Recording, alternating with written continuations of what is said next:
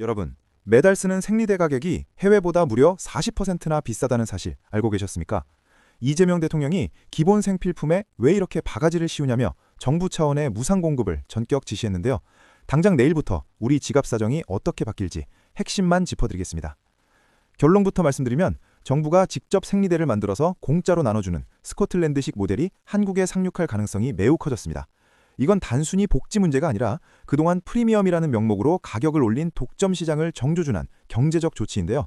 결국 우리가 마트에서 결제하는 금액 자체가 크게 줄어들 수 있다는 뜻입니다. 실제 수치를 보면 더 충격적입니다. 한국의 한 달치 생리용품 가격은 약 37,000원대로 조사 대상 107개국 중 요르단, 알제리에 이어 세계에서 세 번째로 비싼 수준인데요.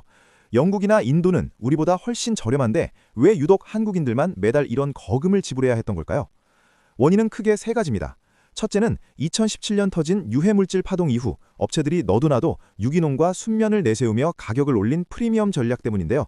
안전을 볼모로 가격을 올리다 보니 정작 기본에 충실한 저가 제품은 시장에서 아예 자취를 감춰버린 겁니다. 두 번째는 높은 진입장벽입니다. 한국에서 생리대는 의약 외품이라 식약처 허가가 까다롭고 전용시설도 갖춰야 하는데요.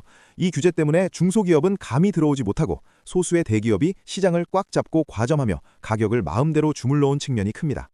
마지막은 세금 문제입니다.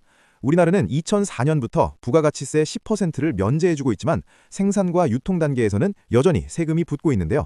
캐나다나 인도가 세금을 아예 없애버린 것과 달리 우리나라는 소비자 체감 가격을 낮추는데 한계가 있었습니다. 대통령의 불호령이 떨어지자마자 업계 분위기는 180도 달라졌습니다. 유한 킴벌리와 LG 유니참 같은 대형 업체들이 기존 제품 대비 반값 수준의 중저가 라인업을 서둘러 내놓겠다고 발표했는데요. 정부가 직접 만들겠다고 하니 기업들이 부랴부랴 가격 인하 경쟁에 뛰어든 모양새입니다.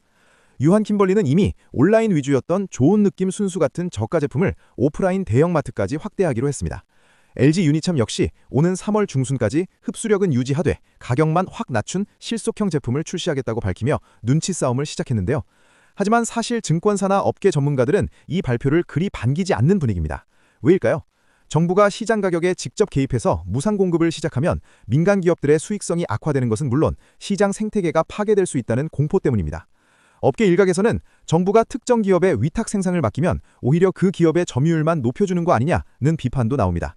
자칫 잘못하면 경쟁을 촉진하는 게 아니라 정부 세금으로 특정 기업 배만 불려주는 역효과가 날 수도 있다는 지적인데요. 그럼에도 불구하고 무상 공급 카드는 강력합니다.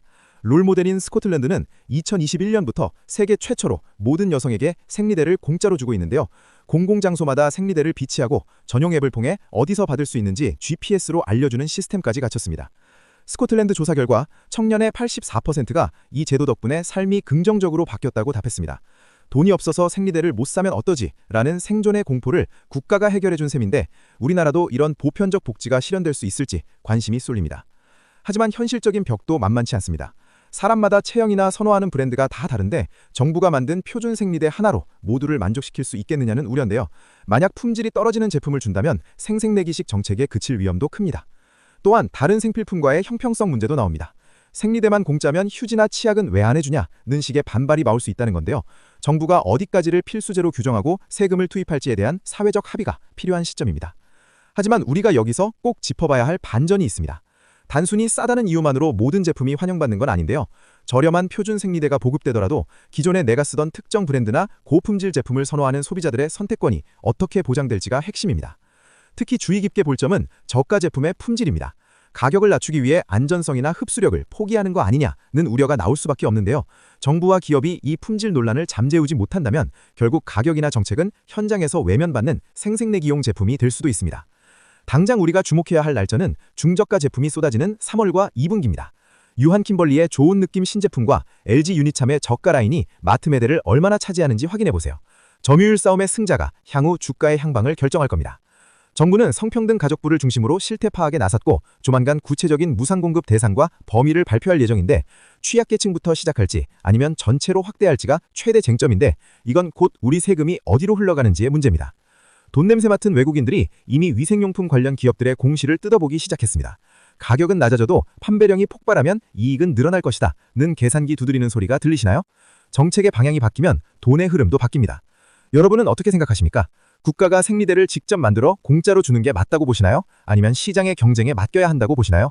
여러분의 생각을 댓글로 남겨주세요. 줍스에서 계속 지켜보겠습니다. 다음 영상에서 뵙겠습니다.